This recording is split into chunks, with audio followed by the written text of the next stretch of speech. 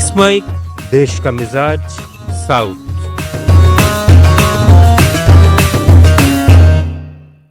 Let's mic देश का मिजाज और खबरें दक्षिणी भारत से। और खबरों के साथ मैं हूं महेश सिंह। प्रधानमंत्री नरेंद्र मोदी ने आंध्र प्रदेश के कुर्नूल में 13,430 करोड़ रुपए की विकास परियोजनाओं का उद्घाटन और शिलान्यास किया। इन परियोजनाओं में उद्योग, बिजली, ट्रांसमिशन, सड़क, रेलवे, रक्षा, विनिर्माण और पेट्रोलियम व प्राकृतिक गैस जैसे क्षेत्र शामिल है।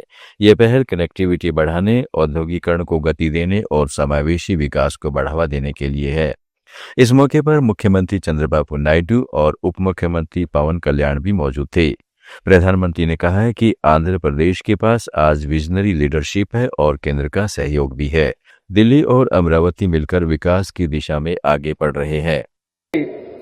आंध्र को अगर जरूरत थी तो सही विजन और सही नेतृत्व की जरूरत थी। आज चंद्रबाबू नायडू गारू और पवन कल्याण गारू के रूप में आंध्र के पास वो विजनरी लीडरशिप भी है और केंद्र सरकार का पूरा सहयोग भी है। क्यों? पिछले 16 महीनों में आंध्र प्रदेश में विकास की गाड़ी तेज गति से दौड़ रही है।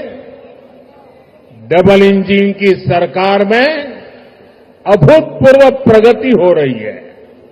आज दिल्ली और अमरावती मिलकर तेज विकास की दिशा में आगे बढ़ रहे हैं। मित्रों, इससे पहले प्रधानमंत्री नरेंद्र मोदी ने नादियाल में श्री शैलम के भामरांबा मल्लिकार्जुन मंदिर में दर्शन किए। यह मंदिर 12 ज्योतिर्लिंगों और 52 शक्तिपीठों में शामिल है।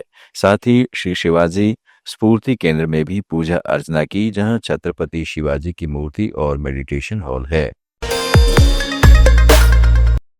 सुप्रीम कोर्ट ने तेलंगाना सरकार को बड़ा झटका देते हुए स्थानीय निकाय चुनाव में ओबीसी को 42% आरक्षण देने की याचिका खारिज कर दी है।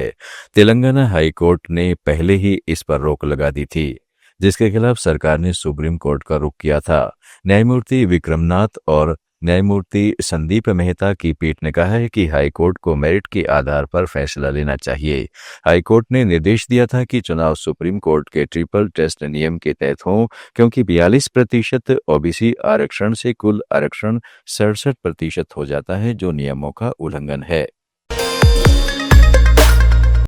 तमिलनाडु सरकार ने विधानसभा में तमिलनाडु प्राइवेट यूनिवर्सिटीज एक्ट 2019 को संशोधन विधेयक पेश किया है।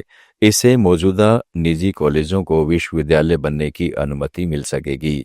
अब ब्राउनफील्ड यूनिवर्सिटी श्रेणी के तहत सरकारी सहायता प्राप्त कॉलेज भी अगर मानदंड पूरा करें तो विश्वविद्यालय बन सकते हैं और अल्पसंख्यक संस्थानों के लिए अलग श्रेणी होगी। गैर अल्पसंख्यक यूनिवर्सिटी में 65 और अल्पसंख्यक में 50% सीटें सरकारी कोटे के लिए आरक्षित होंगी। हालांकि आरक्षण सिर्फ मेडिकल कोर्स में लागू होगा। कर्नाटक के सोशल एंड एजुकेशनल सर्वे में ग्रेटर बेंगलुरु अथॉरिटी के तहत लगभग 46 लाख घरों में से अब तक सिर्फ 15 लाख से ज्यादा कवर हो पाए हैं, जबकि अधिकारियों ने सर्वे समय पर पूरा करने के लिए सर्वेयर को सुबह 8 से रात 9 बजे तक काम करने का आदेश दिया है। ये सर्वेयर्स लंबे घंटों की थकान और लोगों की असहयोगी प्रतिक्रियाओं से जूझ रहे हैं। कई घरों में कई बार जाना पड़ रहा है, लेकिन नोटिस भी मिल रहे हैं। टारगेट न पूरा करने पर इंफोसिस के संस्थापक NR नारायण मूर्ति और उनकी पत्नी सुधा मूर्ति ने सर्वे में हिस्सा लेने से इनकार कर दिया। उन्होंने कहा है कि ये सरकार के लिए बेकार है। ग्रामीण इलाकों में कनेक्टिविटी की समस्या और 60 सवालों की लंबी लिस्ट से लोग चिढ़ रहे हैं। इस बीच सरकार ने सर्वे की समय सीमा बढ़ाकर 24 अक्टूबर कर दी है, लेकिन 2300 अनुपस्थित सर्वेयर्स की सैलरी रोक दी गई है।